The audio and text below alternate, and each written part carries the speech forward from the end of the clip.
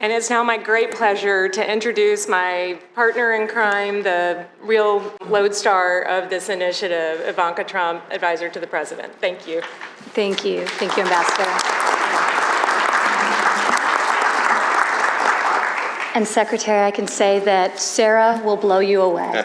What she's been able to do over the last decade to go from a small business and with some assistance to an employer of hundreds of women that she teaches the skills to, and now is the country's largest exporter of woven textiles. So really an amazing story. And really thank you just for being here and for supporting the dedicated men and women of the State Department and for your leadership in forging a legacy of bold diplomacy around the world. I look forward to continuing to partner with you as we achieve real impact. Today, I'm honored that we come together to celebrate the one-year anniversary of the Women's Global Development and Prosperity Initiative, also known as W-GDP. Anniversaries like this allow us an opportunity to highlight the incredible work that's been done by all of you and your team sitting around this table, and also set new goals to drive us into the future. We're especially excited to announce the State Department's new role as lead coordinating agency, working to support the White House's continued direction on policy. The State Department, as the Secretary noted, will establish a dedicated team to work on WGDP under the incredible leadership of Ambassador Kelly Currie. State's diplomatic and policy expertise is really incredibly critical to all elements of the WGDP initiative, but particularly as it relates to driving the types of legal and regulatory reforms that are so important to sustainable change across the world. So I want to thank you again, Secretary Pompeo, Ambassador Currie, and the many others across the State Department who share this priority and are committed to the success of WGDP. I would also like to thank USAID Administrator Mark Green for his incredible leadership on this initiative. Thank you, Mark, and thank you for joining us. You have been working with us since day one, and last year launched a dedicated WGDP fund. USAID's program management expertise is essential for this fund to be successful, and we know that it will be. In December, we were thrilled to announce that WGDP got its own line item in the 2020 Omnibus Bill, which is truly incredible for a young initiative and signals the strong bipartisan support we've been so fortunate to receive in the collaboration on this initiative with members across the aisle on the Hill since its inception. This past week, the President reaffirmed his commitment to this initiative in the 2021 budget, which doubles the allocation to WGDP. So many individuals in this room have worked tirelessly over the past several years to get this initiative off the ground, and I would like to thank everyone around this table for prioritizing women's economic empowerment efforts across your agencies and departments. WGDP success relies upon the hard work that you and your teams put forward every day. So thank you all. I also want to recognize and thank Senator Lindsey Graham and Senator Jeanne Shaheen for joining us here today. You have both been instrumental in the creation of this initiative from day one and have really worked with us on developing it based on your experiences and making it what it is.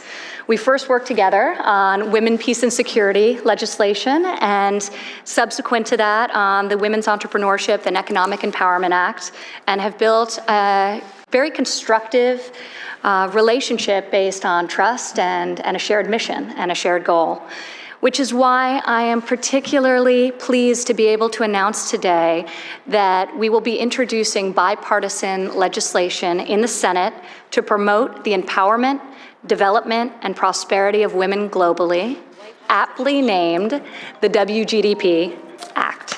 This legislation would permanently authorize WGDP and establish women's economic empowerment as a core facet of the United States foreign policy, in line with the President's own national security strategy. The Women's Global Development and Prosperity Act will also permanently elevate these efforts at the State Department by establishing for the first time ever in legislation an Office of Women's Empowerment led by an ambassador at large. Since the Bush administration, there have been continuous efforts to try to codify the role of women as a foreign policy priority.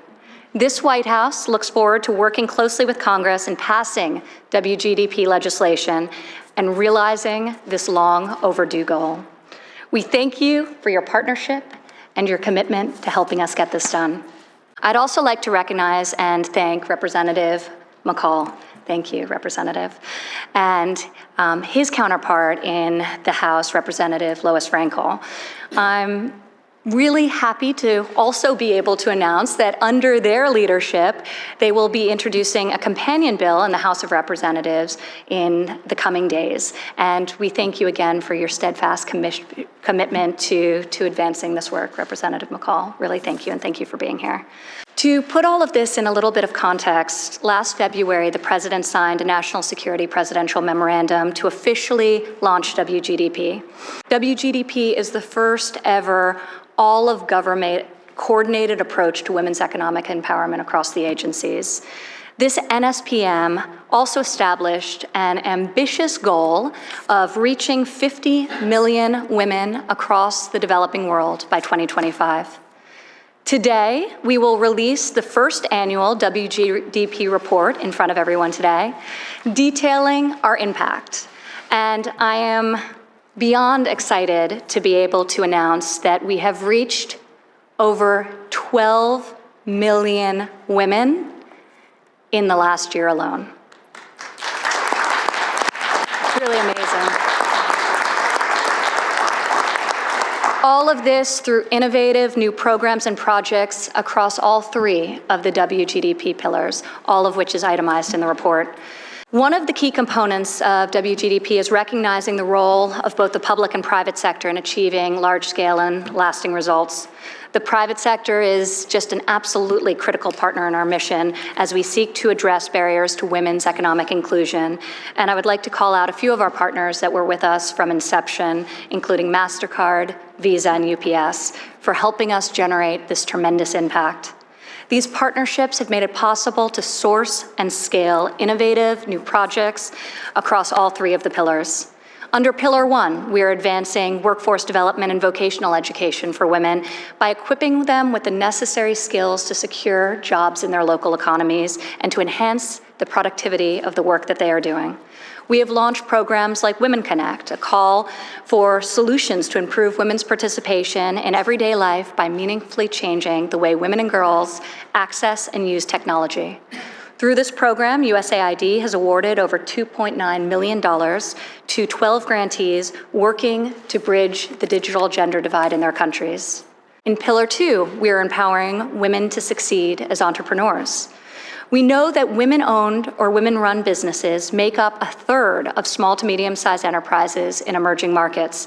Yet some of the greatest obstacles to growth include insufficient access to capital, mentorships, and trading markets. Through initiatives launched by this administration, such as the W-GDP 2X Challenge, we galvanized the rest of the G7 nations to join us in committing $3 billion to the world's women.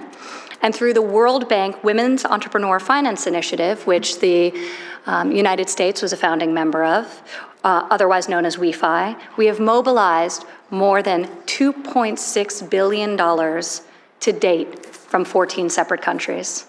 This weekend, I will travel with Ambassador Curry, World Bank President David Malpass, and IMF Managing Director Kristalina Georgieva to the WEFI Summit in Dubai.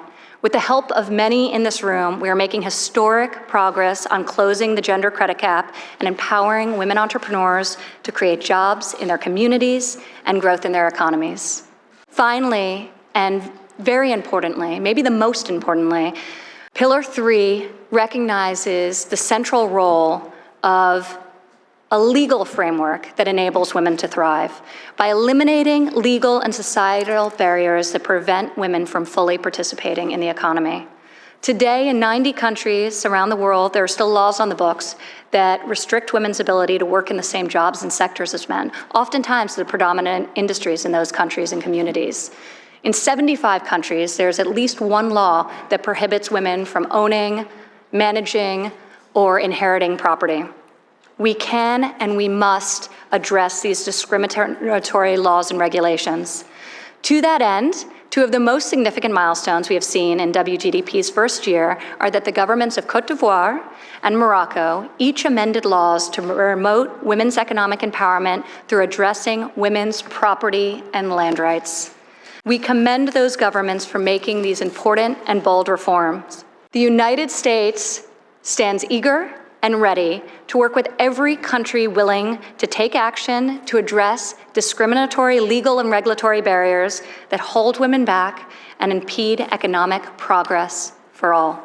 In a landmark report that was also issued today, the White House Council of Economic Advisors, and thank you, Thomas, for being here, estimates that fully addressing the 5 legal barriers of W-GDP, accessing institutions, building credit, owning and managing property, traveling freely, and removing employment restrictions could increase annual global GDP by $7.7 trillion, 8.3%. It's a really amazing report. We suggest that everyone take a close look at it.